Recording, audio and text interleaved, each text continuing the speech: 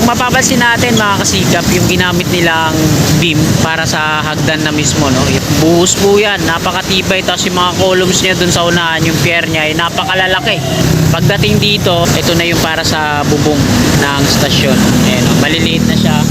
Patungo yan doon sa unahan, sa harapan ng SM Annex. Unified Grand Central Common Station, at pakanan na tayo dito sa West Avenue. So na-installan na nila yung dalawang pier na yan ng mga round concrete form, at sa susunod na araw mabuhusan na yan. Ganon din dito, may mga scaffolding na, tapos sasakluban ng round concrete form, tsaka naman nila ipo-pouring yan. Bago dito, ito yung equipment na to, soil mech.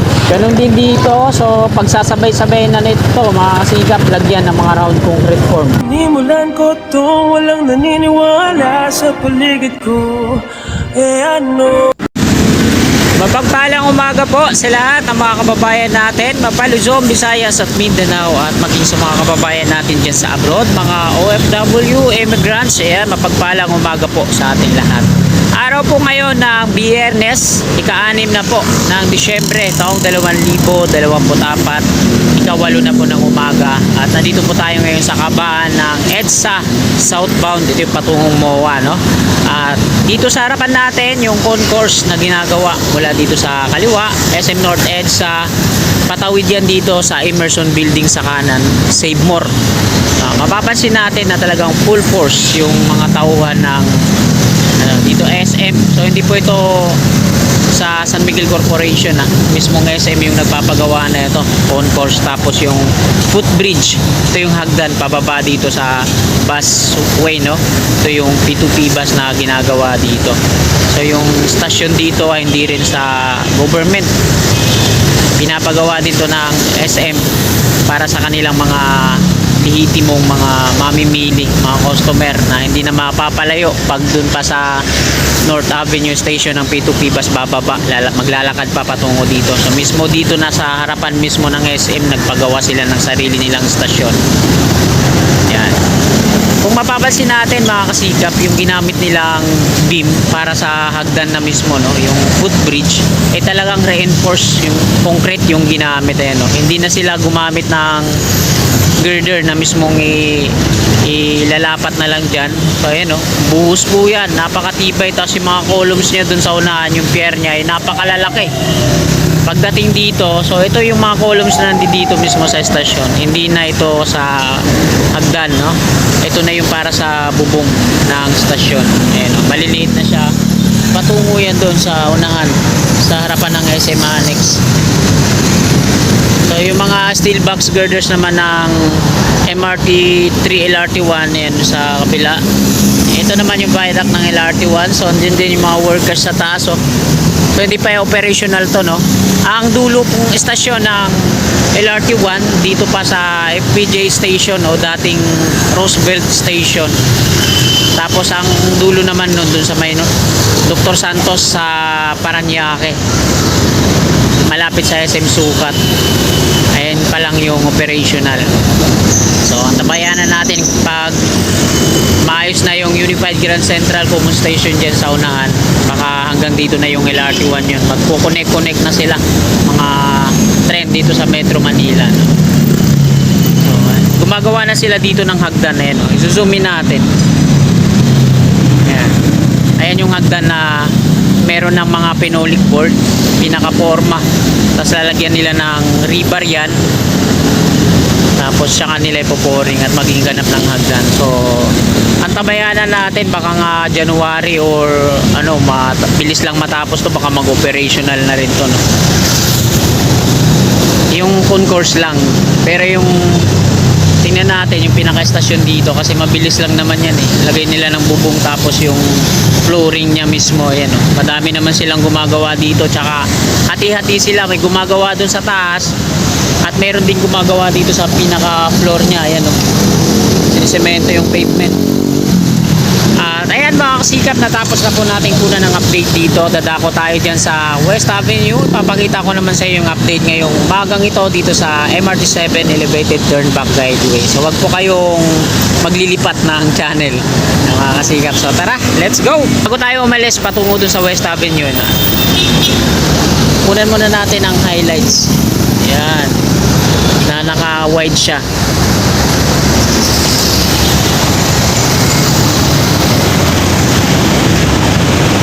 Alright, nakuna na po natin. Diretso na tayo doon. Tara, let's go! Yo, shout out sa mga masipag natin mga workers dyan sa concourse na yan. Ayan, no? Ganda na, no? Talagang solid yung paggawa nila dito, no? Mga steel girder at saka yung mga portal niya ay talagang solid. Unified Grand Central Common Station at pakanan na tayo dito sa West Avenue. So, na-installan na nila yung dalawang pier na yan ng mga round concrete form. At sa susunod na araw, mabuhusan na yan. Ganon din dito. May mga scaffolding na tapos sasakluban ng round concrete form tsaka naman nila ipo-pouring yan. So may bago dito. Ito, yung equipment na to. Soil mech. Ganon din dito. So pagsasabay-sabay na nito, mga sikap lagyan ng mga round concrete form. Kung di ako nagkakamali. Dito sila nag-umpisa sa dulo, patungo na yan doon. Ayan o, i-install na nila. Paterbang mga catwalk. Tapos mga GI pipe, ang dami o. Talagang operation, ano na to. Operation install ng mga round concrete form hanggang dun sa dulo. So meron pa dito isa, ito. Na hindi pa natatayuan ng rebar cage. Pero yung rebar cage alignment, kitang-kita naman natin na mangilan-ilan na lang yung hindi pa nalalagyan. Pero hanggang doon sa dulo, bago ko sabihin tapos na, pakita ko muna sa inyo siya. So shout out po kay Kagamutan Vlogger. Yan, aking pinsan na nagbablog sa Samar. Nakikiusap ako na dalawin nyo naman lang yung kanyang YouTube channel. Yan.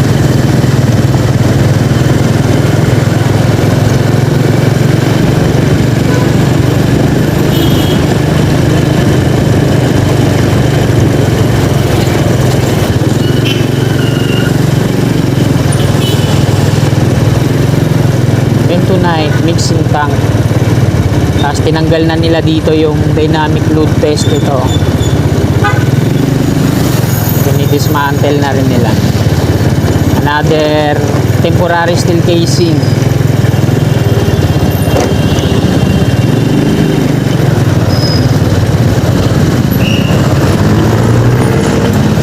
Baler Street, dito sa Baler, lagpas na.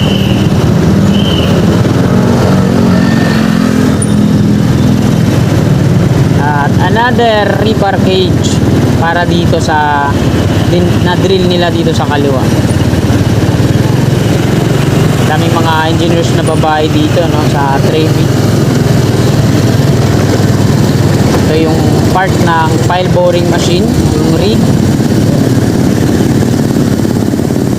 At roller crane na hindi pa na-assemble.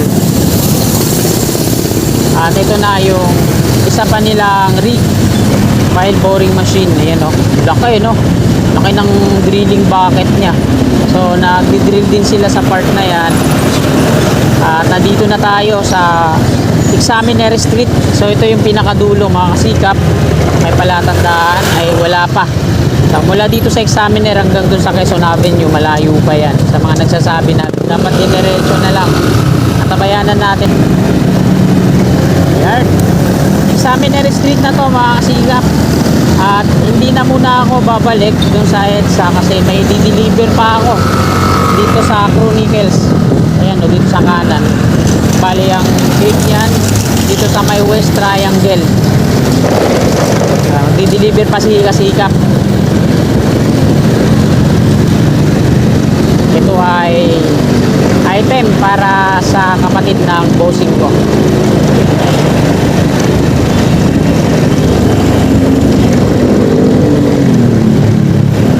Samahan nyo na lang ako, dito tayo mag-e-end ng ating video. Dito kasi yung ito yun, dapat dito na ako pumasok kaso bawal dyan kasi mag-iiwan pa ng ID. Ito yung West Triangle. Maraming anak yung amo ko. Yung isa niyang anak nandiyan sa sa may harapan ng ABCBN, yung building dyan.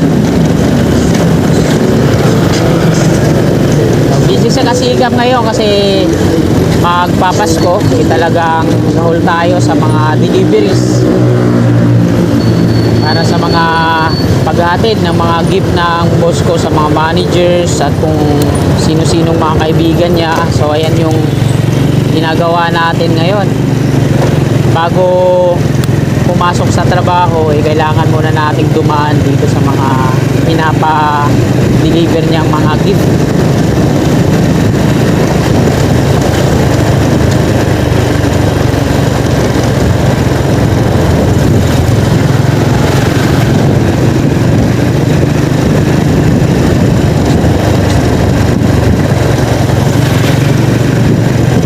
Dito po yung daanan yan. West 4th Avenue. 4th lang. Tapos Times. Nakakanan na ako dito. Kailangan natin mag-iwan ng IDs dito sa guard.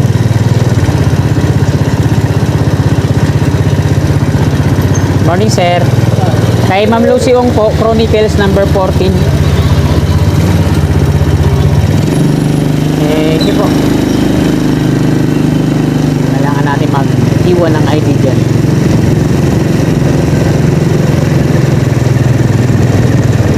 Gaganda ng mga bahay dito, no? Talagang tahimik. Tapos sariwa yung hangin. Maayos yung paligid. Wala kang makikita mga taitay ng aso. Walang mga basura. Sarap tumira sa mga ganitong lugar kung may pera ka. Pero hanggang pangarap lang tayo. Pero okay na yan. Masaya na ako sa buhay namin kahit mahirap lang kami. Bonus na lang yan kung magkaroon tayo na mga kung magkaroon man tayo ng pagkakataon. Pero pangarap nandiyan lang yan. Nasa Panginoon pa rin yung pagpapasyon niya. Pero ano yung magiging future natin sa hinaharap. Pero okay na rin. Masaya na din naman ako sa ganitong buhay. Masaya na ako na maayos yung pamilya ko. Walang sakit. Dahil sa mahirap na buhay lang. Sapat na sa akin. Pero kung magkakaroon din naman tayo ng mga pagkakataon ganito, tanggapin natin ang bukal sa puso. Kalooban ng Panginoon yan.